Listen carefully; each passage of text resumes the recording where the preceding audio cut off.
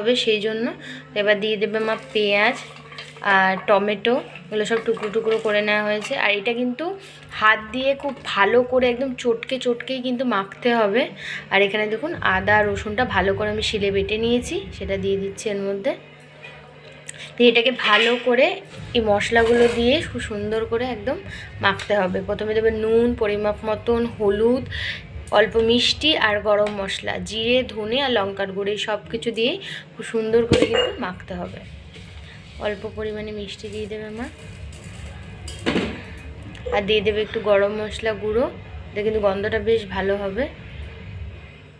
আর দিয়ে দেবে জিরে ধনে আর লঙ্কার গুঁড়ো, এগুলো কিন্তু গুঁড়োই দেবেন, এগুলো কিন্তু পেস্ট করার দরকার নেই, গুঁড়োটাই ব্যবহার করবেন। বা পরিমাপ মতো মা দিয়ে দেবে। আর ঝালটা কিন্তু আপনারা আপনাদের টেস্ট অনুযায়ী দেবেন, কে কতটা খাবেন সেই পরিমাপে।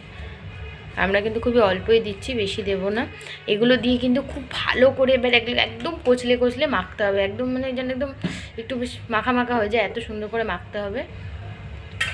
এটাকে মা কিন্তু সুন্দর করে এইভাবে মেখে নেবে। মশলাটা কিন্তু একদম ভালো করে চটকানো হয়ে গেছে। এবার দিয়ে দেবে মা সয়াবিনগুলো কিন্তু খুব ভালো করে জলটা ঝরিয়ে নেবে, একদম চিপে। আর দিয়ে দেবো টুকরো করা আলু, এইগুলো দিয়েও কিন্তু হালকা একটু মেখে নেবে মশলাটা দিয়ে খুব সুন্দর করে। এটা কিন্তু এইভাবে বানালে খেতে খুবই ভালো লাগে, খুবই সিম্পল পদ্ধতিতে একদম তৈরি হয়ে যায়।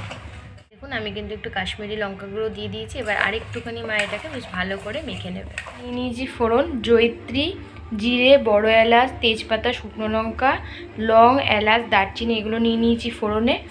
আর এটা হচ্ছে মেন যে পার্টটা, সেটা হচ্ছে এখানে আছে খাসির চর্বি, বেশ অনেকটাই আছে, এটাতেই কিন্তু সব থেকে বেশি টেস্ট আনবে।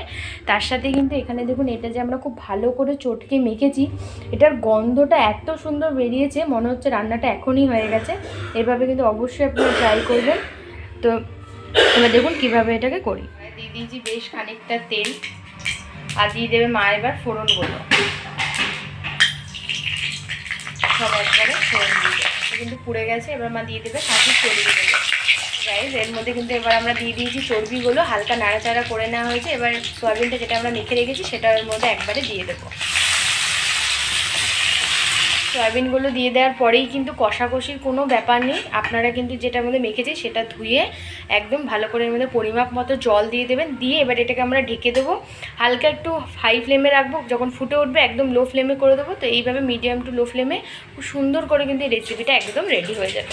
তো গাইস ঢাকনাটা কিন্তু তুলে দিয়েছে, আর আমাদের রান্না কিন্তু একদম রেডি। এতটাই কিন্তু ঝোল অবস্থায় কিন্তু আমরা নামিয়ে দেবো। আর নুনটা অবশ্যই কিন্তু আপনারা একবার চেক করে নেবেন। আর গন্ধটা কিন্তু খুবই সুন্দর উঠেছে। তো দেখুন কত সুন্দর একদম সয়াবিন আমাদের রেডি। এবার এটাকে আমরা নামিয়ে দেবো। কোনো সয়াবিন একদম রেডি। তো দেখুন কিছু চর্বি কিন্তু একদম মেল্ট হয়ে গেছে, আবার কিছু চর্বি কিন্তু দেখুন একটু গোটাও রয়েছে। আর গন্ধটা কিন্তু একদম পুরো খাসির মাংসর মতন বেরিয়েছে, মানে খাসির মাংস না হলেও কিন্তু এইভাবে যদি সয়াবিন দিয়ে এভাবে চর্বিটা রান্না করেন তাতেও কিন্তু ঠিক ওরকমই টেস্ট আসবে। তো অবশ্যই কিন্তু এরকম খুবই সিম্পল পদ্ধতিতে সয়াবিন রান্নাটা আপনারা ট্রাই করে দেখবেন আপনাদের কীরকম লাগার। ভিডিওটা যদি ভালো লেগে থাকে তাহলে লাইক করবেন, শেয়ার করবেন, আমাদের চ্যানেলটা অবশ্যই সাবস্ক্রাইব করবেন, বেল আইকন ক্লিক করবেন এরকম নতুন ভিডিও সবার আগে আপনার কাছে পাওয়ার জন্য। আর অবশ্যই কিন্তু খেয়ে আমাদের কমেন্ট করে জানাবেন আপনাদের কীরকম লেগেছে। আজকের জন্য এতটুকুই, আবার দেখা হবে পরের সপ্তাহে।